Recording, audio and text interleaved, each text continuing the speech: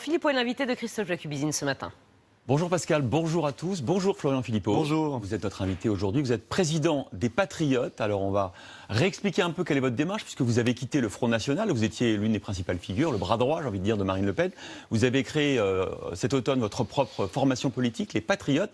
Alors d'abord j'aimerais savoir qui vous êtes vraiment, parce que je vais vous montrer deux photos. On vous a vu d'abord en novembre à Colombey-les-Églises, sur la tombe du général de Gaulle, avec d'ailleurs votre vice-président, Franck de la Personne. Et puis, on vous a vu un mois plus tard, le 9 décembre, à Jarnac, devant celle de François Mitterrand. Alors franchement, Florian Philippot, de Gaulle, Mitterrand, c'est pas la même chose. Ce sont deux ennemis politiques. Vous êtes où exactement? Alors, je suis gaulliste, je ne suis pas mitterrandien.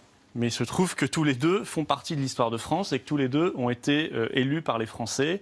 Et j'ai bien précisé concernant François Mitterrand, parce que c'était la première fois. Je faisais une réunion publique dans la région et je me suis dit, quand même, il a été président 14 ans, élu par les Français. Et donc je l'ai précisé, rendu un hommage républicain.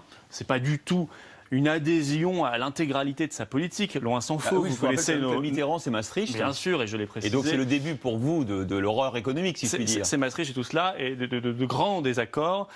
Et en même temps, vous êtes en train de devenir macroniste. Il a été élu par les Français, oui. Et donc ce serait extraordinaire de zapper 14 ans de l'histoire de France. Je vais vous dire, les Patriotes, c'est peut-être que vous posez des questions, mais c'est plutôt sain. Ça veut dire que nous parlons à tout le monde. Voilà, moi je ne vais pas zapper tous les Français qui ont peut-être fait le choix de voter pour François Mitterrand sous prétexte que je suis en désaccord formel avec lui, notamment sur le traité de Maastricht. Ça n'aurait aucun sens. Et je pense que ce n'est pas comme ça qu'on va réconcilier les Français, mais c'est en étant respectueux de ce qui fait aussi notre histoire et notre histoire républicaine. J'ai voulu le témoigner. Maintenant, ma figure de référence, et vous le savez, j'y vais tous les ans et j'y retournerai, c'est évidemment le général de Gaulle, l'homme de la France libre, de la résistance et le fondateur de la Ve République. Alors, les Patriotes, c'est quoi? J'ai envie de dire combien de divisions, parce qu'en politique, il faut se compter. Alors, vous avez combien de députés européens, de conseillers locaux? C'est quoi, les Patriotes? Nous avons 150 élus locaux, nous avons un député, José Évrard, qui nous a rejoint il y a quelques semaines, et puis 3 eurodéputés, et une belle dynamique. Maintenant, je vais vous dire, au-delà de cela, ça c'est un peu je n'ai pas envie de faire des trophées de chasse, si vous voulez. Je suis très heureux qu'on ait ces élus qui travaillent à tout niveau, puisqu'on est représenté à tous les niveaux de la République. Et c'est très bien, mais je crois que fondamentalement, les patriotes veulent sortir le patriotisme français d'un cul-de-sac. Je crois que le patriotisme français, il est majoritaire. J'en suis même persuadé. Je pense qu'il y a une majorité de Français qui aiment profondément la France, leur pays, qui la veulent belle, grande, libre, indépendante, qui sont attachés à la culture française, à la langue française, à ce qui fait le sel de nos valeurs, notre mode de vie, qui en même temps sont attachés à un modèle social très juste, à un État qui intervienne dans ses services publics, qui soit présent, qui établisse une régulation. Et tout cela, on le voit se déliter depuis des années et des années. Et on ne voit pas pourtant le patriotisme gagner. Mais le Front National, c'est pas l'incarnation du patriotisme, avec quand même une candidate présente au second tour de la présidentielle? Non, le Front National, moi, quand je l'ai rejoint, il avait 40 ans d'âge. J'ai essayé, avec d'autres, de le professionnaliser. Je crois qu'on a fait de belles choses. Je ne renie pas, je ne crache pas dans la soupe, ça n'est pas mon style. Mais il se trouve que j'ai vu... Allez, j'ai peut-être sous-estimé le poids du passé dans ce parti. Le poids du passé chez certains apparatchiks, qui est revenu en force, une certaine radicalité, un certain fonctionnement clanique, un certain manque de professionnalisme. Alors ça s'est payé par le débat d'entre-deux tours, ça s'est payé par la suite. On voit que maintenant ils patauchent dans la semoule, ils ne savent plus exactement, ils savent plus ce qu'ils pensent. Est-ce que c'est le soir du débat d'entre-deux tours où vous vous êtes dit Marine Le Pen, pour moi, c'est terminé? Non, pas du tout, mais en tout cas, ce débat a eu un impact très, très, très négatif. Et puis la suite... Est-ce qu'aujourd'hui, quand vous allez dans les fédérations que vous connaissez du Front National, j'imagine que vous avez encore des contacts, est-ce que vous voyez que ce débat continue d'avoir un effet sur leur chef, sur Marine Le Pen? Mais bien sûr, le débat a un effet plus que chez les militants du Front National. Il a un effet général, mais c'est la suite aussi qui a un effet général. Quand le Front National s'est mis à renoncer à la souveraineté nationale, à s'accommoder de l'Union européenne et de l'euro, et donc de tout ce qui va avec, politique d'immigration massive, dérégulation, suppression des services publics, etc., austérité. Voilà, moi je me suis dit, les patriotes, on en a besoin dans la vie politique française. Alors c'est vrai, on est neuf, on est jeune, on est tout nouveau, et on veut être, et je crois qu'on le montre dans notre fonctionnement, très moderne, très crédible, très professionnel, très participatif. On est le seul mouvement politique de France qui a créé par exemple une agora sur son site internet. Tout le monde dit ça, hein, la France insoumise, la République en marche, ça doit être des agoras citoyennes. Sauf que nous, c'est vérifiable. Chacun peut venir, il y a des débats tout à fait libres et sans modération a priori. Et chacun vient débattre de grands sujets de fond, l'écologie, l'innovation, le terrorisme, etc. Je crois que c'est extrêmement moderne et c'est comme ça qu'on fera gagner le patriotisme français, en étant rassembleur, en étant généreux et non pas dans une espèce de repli qui de toute façon est perdant. Alors vous allez avoir votre premier baptême du feu démocratique puisque vous allez être présent dans les 2 premières législatives partielles du quinquennat. Elles auront lieu fin janvier, début février dans le Val d'Oise et sur le territoire de Belfort où vous avez des candidats, notamment Sophie Montel à Belfort. Quelles sont vos ambitions pour ces 2 premières élections pour vous ? Je suis très heureux que nous ayons 2 candidates, Denise Cornet dans le Val d'Oise et Sophie Montel effectivement dans le territoire de Belfort, qui sont toutes les 2 des candidates qui connaissent très bien le terrain, et qui vont porter des belles problématiques là-bas. Elles peuvent gagner ? Des belles espérances. Elles peuvent gagner, pourquoi pas ? Je pense que ce serait tout à fait extraordinaire, mais en tout cas, il faut mobiliser les électeurs. Sophie, dans le territoire de Belfort, va se battre pour la nation. C'est quoi l'objectif pour Sophie Montel ? Sophie, vous savez, c'est le territoire d'Alstom. 10-20%, c'est quoi votre... Vous lui avez fixé quoi comme feuille de route ? Non, pas d'objectif comme ça, mais Sophie, c'est une franc-comtoise de toujours qui connaît bien son sujet, c'est une élue locale.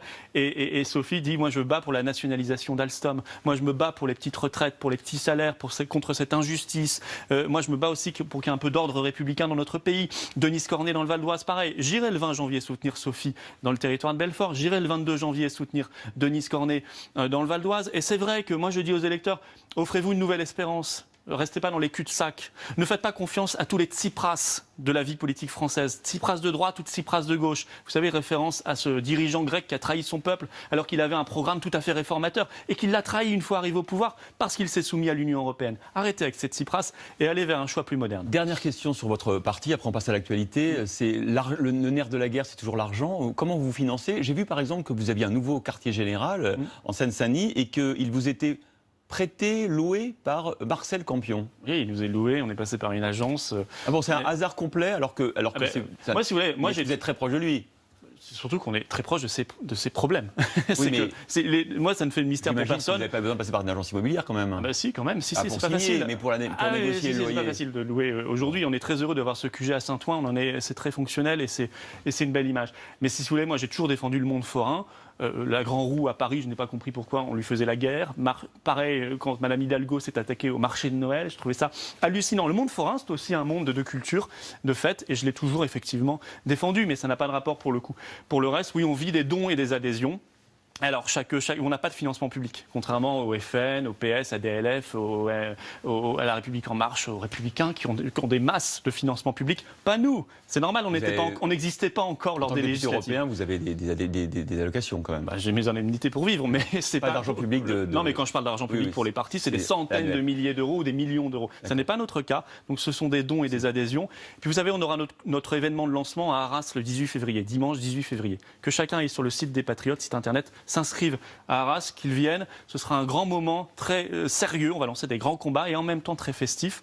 Et je crois que chacun participera donc au renouvellement du patriotisme français. Alors pour la deuxième partie de l'interview, on va parler d'actualité. D'abord, cette proposition d'Emmanuel Macron, il y a des jours lors des vœux à la presse, créer une loi pour contrôler mieux l'information sur Internet, ce qu'on appelle les fake news.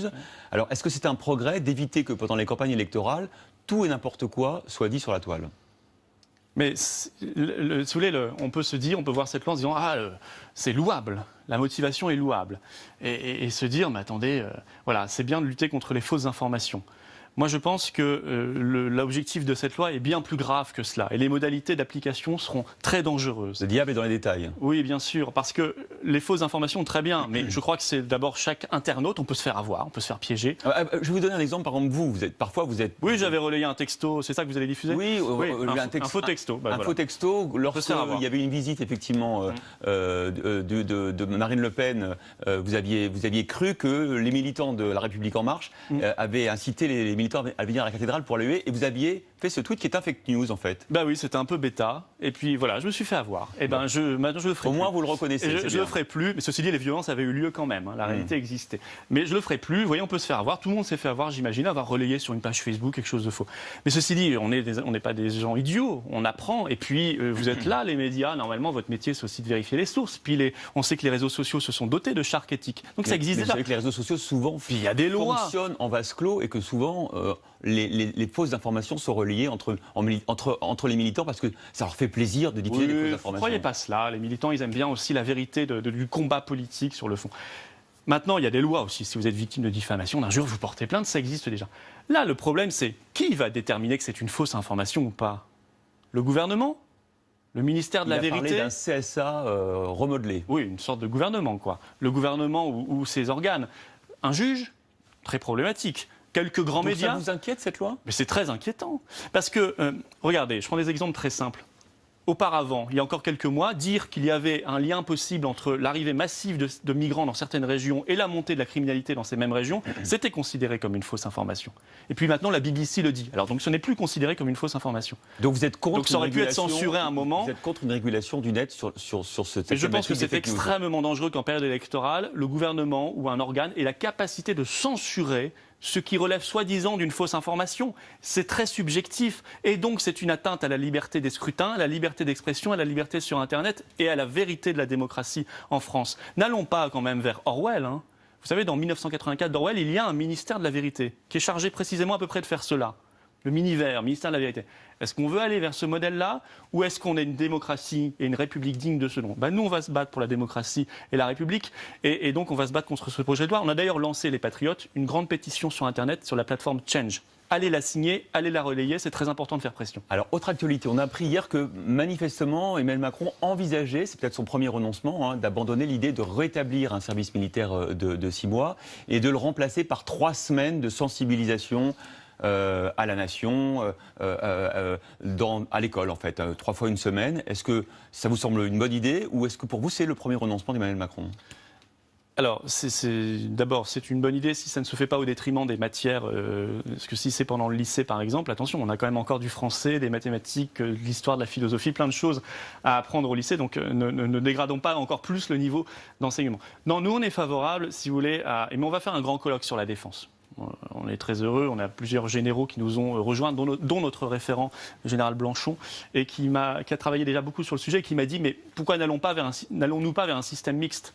2 mois de service militaire pour tout le monde, filles et garçons, et 2 mois de service civil, où on se met au service d'une association, d'une belle cause. Donc 4 mois une cause de solidarité. Obligatoire pour tous les jeunes. Oui, 4 mois, ce qui suppose, notamment pour que ces jeunes soient logés, nourris, dans de bonnes conditions, qu'on réinvestisse dans notre défense nationale, bien sûr, en termes d'effectifs, en termes de casernes, en termes d'hébergement, qu'on le fasse de manière moderne, adaptée au XXIe siècle, mais qu'on le fasse. Ce qui ne fera pas de mal d'ailleurs à la défense française et à notre diplomatie, on en a bien besoin. Alors, Notre-Dame-des-Landes, on attend une décision imminente du gouvernement. Vous, votre point de vue des Patriotes sur Notre-Dame-des-Landes, il faut faire un nouvel aéroport ou il faut étendre celui existant? J'ai toujours été favorable à l'extension de Nantes et non pas à Notre-Dame-des-Landes, notamment pour des raisons écologiques. Je crois que ce serait un vrai carnage. Vous êtes plutôt zadiste dans l'histoire? Non, je pense qu'il faut aussi que l'État existe et évacue la ZAD. Je veux dire, on ne peut pas continuer comme ça avec ce désordre permanent et que l'autorité de l'État soit bafouée chaque jour. Et je crois que c'est vraiment, il faut vraiment le faire maintenant et montrer qu'il y a une autorité de l'État. Et faire l'extension de Nantes, vous voyez, il y a eu un référendum, mais un référendum sur un tout petit territoire qui était le département. Et on a su par Cécile Duflot tout récemment qu'il l'a avoué qu'en fait des sondages avaient été faits par le gouvernement avant et qu'au niveau régional ça ne passait pas. Et donc ils se sont restreints sur le niveau où ça passait. Ça c'est pas donc tout à fait. On peut s'asseoir sur le référendum. Non, mais le problème c'est que quand on choisit a priori le niveau de collectivité qu'on interroge parce qu'on veut obtenir un résultat à tout prix, franchement c'est un peu bidouillé avec la démocratie. C'est pour ça que c'est dérangeant. Maintenant je pense qu'on doit aller vers l'extension de Nantes, arrêter avec ce dossier qui a fait beaucoup de drames et qui a causé beaucoup de torts. Et ayons une conscience écologique plus avancée, plus affirmée. Aujourd'hui, à 13h, il y aura à l'Elysée un déjeuner en l'honneur, c'est écrit comme ça sur le communiqué, d'Erdogan, le président turc. Ça vous choque ou bien il faut effectivement dialoguer avec tous les dirigeants politiques dans le monde, quels qu'ils soient? Il faut dialoguer. Vous savez, la France reconnaît les États et pas les régimes, en tout cas dans une diplomatie saine et efficace. Il faut dialoguer, mais il faut être un État d'égal à égal, pas subordonné. En général, ce que fait Emmanuel Macron, je ne veux pas le défendre, mais regardez par rapport à Poutine, il lui avait dit ces 4 vérités, notamment sur les fake news, devant lui et devant les caméras. Il y a beaucoup de discours, de guimauve dans le discours macroniste. Il y a des choses même assez plaisantes, c'est vrai. Ça sent la guimauve, c'est sympathique, le miel.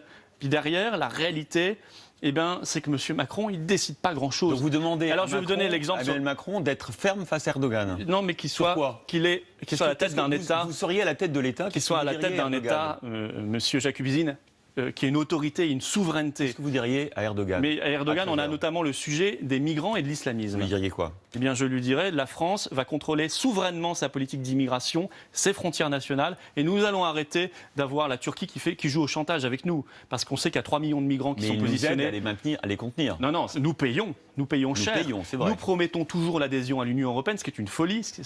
Alors que si nous étions un pays souverain, qui maîtrise souverainement sa politique d'immigration, nous pourrions dire c'est comme ça et pas autrement. On n'aurait pas besoin d'accord avec la Turquie, ce que vous dites. On aurait un accord d'égal à égal. Là, on est soumis. Là, on est en dépendance. Donc ça, c'est le premier problème. Deuxième problème, moi j'ai le souvenir du discours d'Erdogan à Strasbourg en octobre 2015 où il est venu dire aux Turcs qu'il ne fallait pas s'assimiler à la nation française. On ne peut pas l'accepter, ça. Donc c'est pour ça qu'on doit avoir un État qui a une autorité. Troisièmement, allons quand même vers des coopérations. Laissons pas la place aux autres. Coopération industrielle, économique, d'avenir, coopération diplomatique en Syrie. Soyons en coopération avec la Turquie à condition d'être d'égal à égal avec elle et non pas un État soumis. Merci Florian Philippot d'avoir été notre invité ce vendredi.